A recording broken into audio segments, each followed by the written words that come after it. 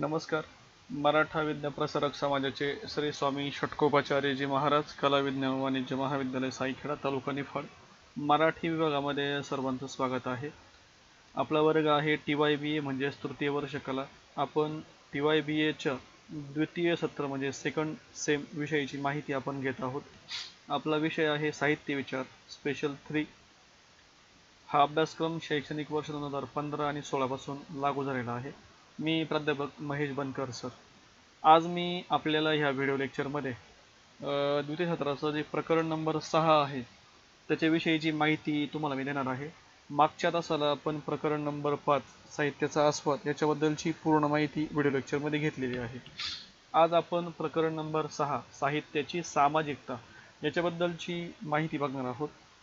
हे बघत असताना आपल्याला एक गोष्ट लक्षात घ्यावी लागेल, ती म्हणजे अशी की साहित्य आणि समाज याच्यामध्ये परस्पर संबंध असल्याचे आपल्याला नेहमी दिसत असते. साहित्याची संबंधित असलेले लेखक, वाचक आणि भाषा हे 3 घटक समाजाशी संबंधित असतात. वरील 3 सामाजिक घटकांपैकी भाषा हा सामाजिक घटक अतिशय महत्त्वाचा ठरतो. कारण लेखक अथवा साहित्यिक साहित्याची जी निर्मिती ही भाषेच्या माध्यमातून करत असतो, त्यामुळे ती साहित्यकृती आपोआप समाजाशी बांधली जाते. लेखक कोणत्या सामाजिक स्तरातून आलेला आहे किंवा त्याला कोणता सामाजिक अनुभव आहे हा घटक सुद्धा साहित्यकृतीच्या निर्मितीच्या वेळी प्रभाव टाकत असतो. याचबरोबर वाचकाच्या आजूबाजूची सामाजिक स्थिती देखील साहित्यकृती वाचनावर प्रभाव पाडत असते. साहित्याच्या निर्मितीवर जसे सामाजिक घटक परिणाम करतात, तसेच साहित्यकृतीचीही समाजावर बरे वाईट परिणाम होत असतात.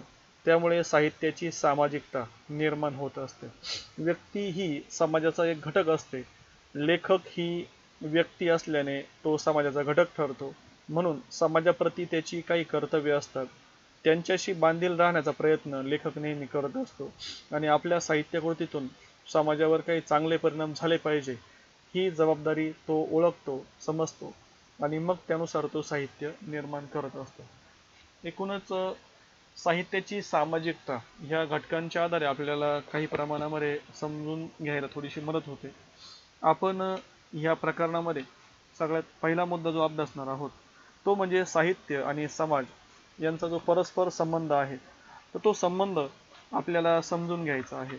आणि तो संबंध समजून घेत असताना आपल्याला एक गोष्ट लक्षात घ्यावी लागेल, ती म्हणजे लेखक असेल, वाचक असेल आणि भाषा ही 3 घटक समाजाचे मुख्य घटक असतात किंवा महत्त्वाचे घटक असतात.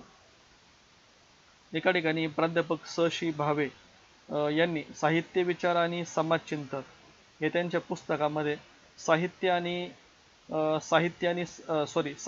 साहित्य व समाज या लेखामध्ये त्यांनी असं म्हटलं आहे की साहित्य म्हणजे भाषेच्या माध्यमाने केलेली कला निर्मिती असते. ते काय म्हणताय?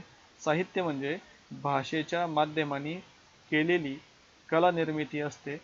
साहित्यिक हा कला निर्मिती क्षमता असलेली व कला निर्मिती करणारी व्यक्ती आणि समाज म्हणजे पारंपरिक आणि नव्याने निर्माण होणाऱ्या हितसंबंधाच्या संदर्भात एकत्र आलेला व एकत्र राहणारा मानव समुदाय असतो. एकूणच साहित्य आणि समाज यांचा परस्पर संबंध लक्षात घेत असताना साहित्य या कला प्रकाराच्या निर्मितीचे मूलद्रव्य किंवा साधन हे काय असतं, तर ते भाषा असते. भाषेच्या आधारे लेखक साहित्य निर्मिती करतो आणि वाचक या भाषेच्या आधारानेच साहित्यकृतीचा आस्वाद घेतो. या दोघांच्याही कृतीमागे म्हणजेच निर्मिती आणि आस्वाद याच्यामागे अनेक कारणे किंवा प्रयोजने असतात असे म्हटले जाते आणि साधारणपणे बहुसंख्य प्रयोजनांना एक सामाजिक आणि जीवनविषयक संदर्भ असतो. या बाबतीत दुसरे टोक म्हणजे निर्मिती आणि आस्वाद या दोन्हींमागे आनंद ही एक प्रवृत्ती महत्त्वाची मानली जाते. आणि यानुसारच आपण साहित्य निर्मिती, साहित्याचा आस्वाद आणि एकूणच प्रत्यक्ष समाजामध्ये जे काही घडतं ते लेखक अनुभवतो आणि तो ते आपल्या विचारांनी काय करतो, साहित्यात मांडतो. आणि मग साहित्य परत कोण वाचतं, तर समाजामधले लोक वाचतात. अशा प्रकारे हे जे काही एक ज्याला आपण वर्तुळ म्हणतो, तर हे नेहमी सुरू असतं, ही साखळी असते आणि साहित्य आणि समाज यांचा परस्पर संबंध हा नेहमी येत असतो. साहित्य आणि समाज यांचा परस्पर संबंध बघत असताना आपल्याला काही मुद्दे या ठिकाणी महत्त्वाचे ठरतात. ते म्हणजे साहित्य ही एक आशयप्रधान कला आहे. आशयप्रधान कला म्हणजे काय? तर साहित्य ही आशयप्रधान कला असल्यामुळे तिचा केवळ कलात्मक दृष्टिकोनातून विचार करता येईल किंवा नाही, किंवा केल्यास तो कितपत योग्य ठरेल हा प्रश्न आहे. कारण साहित्याअंतर्गत आशय हा नेहमी जीवन व समाज संलग्न असतो. प्राध्यापक वाला कुलकर्णी यांनी आपल्या कलाकृतीत चांगली श्रेष्ठ या लेखामध्ये मांडलेला विचार असा आहे की कलामूल्य कलाकृतीचा फक्त चांगलेपणा ठरू शकतात. तिचे श्रेष्ठत्व ठरवायला जीवनमूल्यांचा विचार करावा लागतो. एखाद्या साहित्यकृतीला आपण श्रेष्ठ केव्हा म्हणू? जेव्हा तिच्यामधील जीवनदर्शन सखोल आणि उत्कृष्ट असते तेव्हा. म्हणजे एकूणच काय की ज्या प्रकारे समाजामधील आपल्या सर्वांना जो एक सखोल अनुभव येत असतो, तोच सखोल आणि चांगला जो अनुभव असतो, जिवंत अनुभव असतो, उत्कट अनुभव असतो, तोच जर साहित्यामध्ये चित्रित झाला तर ती साहित्यकृती कशी असते तर ती मौल्यवान ठरते. हा मुद्दा महत्त्वाचा. त्याचप्रकारे अजून एक मुद्दा असा आहे की साहित्य हे काय?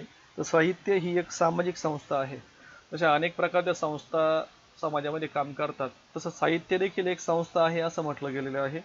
साहित्यकृतीचा केवळ कलात्मक दृष्टिकोनातून विचार होऊ शकत नाही. वेलेक आणि वॉरेन यांनीही त्यांच्या साहित्य सिद्धांत या ग्रंथात म्हटले आहे की साहित्य ही एक सामाजिक संस्था आहे व समाज निर्मित भाषा हे त्याचे माध्यम आहे. कारण त्यांच्या मते साहित्याभ्यासातून उपस्थित होणारे बहुसंख्य प्रश्न हे गर्भितपणे किंवा अंतिमतः सामाजिक प्रश्न असतात. तसेच लेखकावरती समाजाचा प्रभाव असतो आणि त्याचद्वारे लेखकाचाही समाजावरती प्रभाव पडतो असं ते एक मत मांडलेलं आहे. म्हणजे यातून सुद्धा आपल्याला साहित्य आणि समाजांचा परस्पर संबंध असतो हे आपल्याला समजतं. त्याचप्रमाणे तेन फ्रेंच समीक्षक यांनी देखील समाजशास्त्रीय समीक्षा पद्धती मांडलेली आहे. आणि तेन हा फ्रेंच समीक्षक समाजशास्त्रीय समीक्षा पद्धतीचा जनक समजला जातो. त्यांच्या मते साहित्यामागे वंश, परिस्थिती व प्रसारमाध्यमे आणि युगधर्म किंवा युगप्रवृत्ती हे घटक कार्यरत असतात. एखाद्या प्रदेशाची विशिष्ट भौगोलिकता, समाजाची विशिष्ट परंपरा, जीवनपद्धती यामुळे निर्माण होणारी विशिष्ट सामाजिकता आणि त्यामुळे घडणारा विशिष्ट स्वरूपाचा प्रभाव हे त्यांच्या वंशकल्पनेचे स्वरूप म्हणून सांगता येईल. एकंदर तेन या फ्रेंच समीक्षकाने समाजशास्त्रीय समीक्षा पद्धती आणि वंश या संदर्भात काही त्याचं विवेचन केलेलं आहे. त्याचप्रमाणे 1917 साली रशियातील बोल्शेविक क्रांती ही झालेली आहे आणि त्यातून देखील हाच विचार पुढे येतो की साहित्य आणि समाज यांचा परस्पर संबंध कसा आहे. मराठीतील मार्क्सवादी समीक्षक प्राध्यापक शरदचंद्र मुक्तिबोध यांनी साहित्य विचार आणि समाजचिंतन या त्यांच्या ग्रंथातील ललित वाङ्मयातील सामाजिक जाणीवेचे स्वरूप या संदर्भात मांडलेले विचार त्या प्रकारचे आहेत. कलेचा लवचिक तोल सांभाळणारे आहेत. त्यांच्या मते समाज म्हणजे व्यक्तीचा समूह, व्यक्तींची गोळाबेरीज नाही. समाजाला स्वतंत्र अशी अंतर्गत रचनाही आहे, ती विवक्षित आर्थिक संबंधातून निश्चित होते. अशा प्रकारे त्यांनी आपलं मत मांडलेलं आहे. वेलेक वॉरेन यांच्याबद्दल आता सध्या आपण त्यांनी मांडलेलं मत हे पण बघितलं आणि एकंदर व्यक्तिमानाचे स्वरूप समाज निर्मितीमध्ये असते हा पण एक संदर्भ आपल्याला इथं समजून घ्यायचा आहे. एकूणच काय की साहित्य आणि समाज यांचा परस्पर संबंध कशा प्रकारचा आहे तो या सगळ्या गोष्टींनी आपल्याला व्यवस्थित पद्धतीने स्पष्ट करता येऊ शकतो. आता साहित्य आणि समाज यांचा जो परस्पर संबंध आहे तर तो सध्या आपण बघितलेला आहे. आता आपण काही महत्त्वाचे भाग बघूया. ते म्हणजे काय तर सामाजिकता कशी कशी असते. आपलं प्रकरण नंबर 6 आहे साहित्याची सामाजिकता. याचं नावच आहे सामाजिकता. म्हणजे काय तर लेखकाची सामाजिकता सध्या कशी आहे बघायचं आहे. नंतर आपल्याला भाषेची सामाजिकता आणि नंतर वाचकाची सामाजिकता हे सगळे मुद्दे आपल्याला अभ्यासायचे आहे. तर सर्वप्रथम आपण लेखकाची सामाजिकता याच्याकडे सध्या ह्या संदर्भात थोडीशी माहिती घेऊ. लेखकाची सामाजिकता बघताना लेखक हा निर्मितीक्षम कलावंत असतो. म्हणजे काय लेखक काय करतो साहित्याची निर्मिती करतो म्हणून तो निर्मितीक्षम कलावंत आहे. तो नेहमीच एका विशिष्ट समाजाचा घटक असतो. व्यक्ती आणि समाज यांच्या संबंधाबाबतचे सर्व प्रश्न त्याच्याही बाबतीत उपस्थित होत असतात, कारण की तो सुद्धा समाजामध्ये असतो. तो पण समाजासारखे सगळे अडीअडचणी यांना तोंड देत असतो. त्याच्या कृती उक्तीला नेहमीच एक सामाजिक परिमाण असते. व्यक्तीचे एकटेपण आणि सामाजिकता यातही एक गूढ संबंध असतो.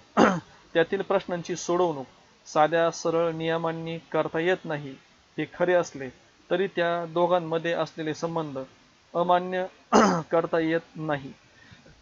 एकूणच काय तर लेखक आणि त्याची सामायिकता हा मुद्दा कसा आहे, तर तो समाजशील प्राणी आहे आणि म्हणून लेखकाचं सगळं जे आहे ते निरीक्षण समाजामधलं असतं. तर तो समाजामध्येच राहतो, सगळे अनुभव तो समाजामधूनच घेतो, तो परिपक्व पण समाजामधूनच होतो. आणि तो जे काही लिहितो तर ते त्याचं लिहिणं कसं असतं, तर ते सगळे त्याचे अनुभव समाजामधलेच असतात.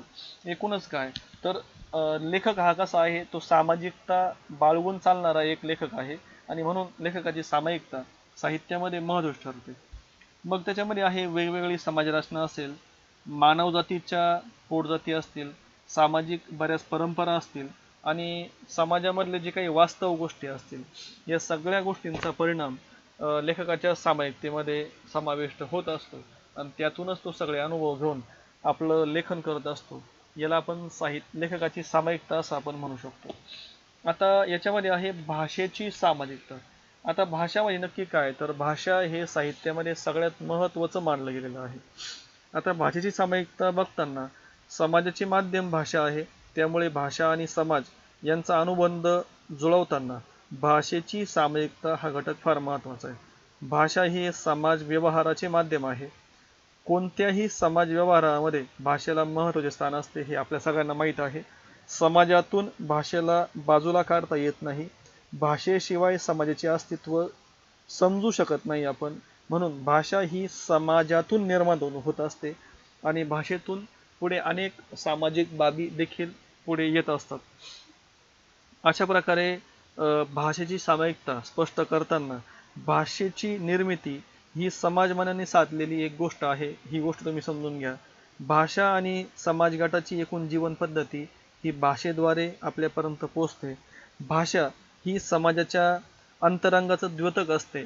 म्हणजे समाजाच्या अंतरंगात काय काय चाललंय हे भाषेमुळेच आपल्या सगळ्यांना कळते. समाजाची एक प्रमाण भाषा असते, हे पण महत्त्वाचं आहे. बोली भाषा पण त्याची एक असते, हे पण महत्त्वाचं आहे. आणि समाजामध्ये भाषिक भिन्नता देखील आढळते. अनेक प्रकारच्या भाषा बोलणारे लोक देखील आढळतात. या सगळ्यांना आपण काय म्हणतो, तर या सगळ्या गोष्टींना आपण भाषेची सामाजिकता असं आपण त्याला म्हणू शकतो. आणि ह्या व्हिडिओ लेक्चरमधला शेवटचा मुद्दा आहे, तो म्हणजे वाचकाची सामाजिकता.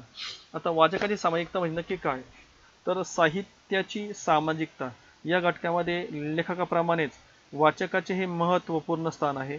वाचक हा एक विशिष्ट समाज आणि संस्कृतीचा घटक असतो. वाचकाची समाजामध्ये असणारी जीवन पद्धती, त्याच्या व्यक्तिमत्त्वाची जडणघडण त्या त्या समाजाच्या वैशिष्ट्यांनीच केलेली असते. वाचकाच्या काही आवडीनिवडी असतात, अभिरुची असते, सामाजिक संवेदना यानुसार वाचक वर्गाची सक्षमता ठरते. अलीकडे ग्रामीण आणि नागरी अभिरुची यामध्ये फरक आढळून येतो. यासाठी साहित्याची वॉरेन आणि विलेक यांनी सांगितलेली वाचक सापेक्षता लक्षात घ्यावी लागेल. त्यामुळे स्वतंत्रपणे साहित्य व्यवहारात वाचकाच्या सामाजिकतेचे महत्त्व वाढते. अभिरुची ही जन्मजात असली तरी संस्कारांनी तो अनुभव कसदार होत जातो. या संस्कारातून ग्रंथ अभ्यास हे जसे एक साधन असते, तसेच त्याचे समाजाकडून होणारे अनेक संस्कार असतात. तो वाचक ज्या समाजामध्ये जन्मला, वाढला, घडला, त्या समाज जीवनाचे संस्कार, त्या समाज जीवनाची अभिरुची आणि त्या सगळ्या गोष्टी वाचकामध्ये आलेल्या असतात, उतरलेल्या असतात. आणि म्हणून वाचक समाजामध्ये राहतो, पण वाचक नक्की कुठला आहे, त्याच्यावर संस्कार कसे झाले, त्याच्या घरचं वातावरण कसं आहे, त्यानुसार तो वाचक ठरत असतो. आणि म्हणून वाचकाची सामायिकता या अनेक अंगांनी स्पष्ट होत असते. अशा प्रकारे आज आपण ह्या व्हिडिओ लेक्चरमध्ये प्रकरण क्रमांक 6 साहित्याची सामायिकता याच्यामध्ये साहित्य आणि समाज यांचा परस्पर संबंध कसा आहे, नंतर लेखकाची सामायिकता, भाषेची आणि त्याचप्रमाणे वाचकाची सामायिकता याच्याबद्दलची माहिती आपण याच्यामध्ये घेतलेली आहे. सगळ्यांनी व्हिडिओ काळजीपूर्वक बघा. सांगितलेल्या गोष्टी नोट्स रूपामध्ये किंवा नोंदी तुम्ही त्याच्यामध्ये वहीमध्ये टिपणं काढून घ्या. इथं आपण थांबूया. सर्वांना धन्यवाद.